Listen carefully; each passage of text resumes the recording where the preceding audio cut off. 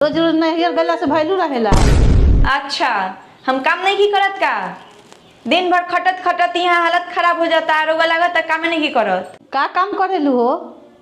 झाड़ू पोछा तो नौकरानी करेला, आधा काम में हम हाथ बटावेनी, अकेले करेलू का? जा खाना बनाओ।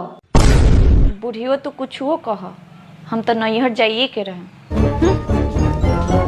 का जी का करता नहीं? फोन चलाओ तो नहीं दिखाई नहीं के दे।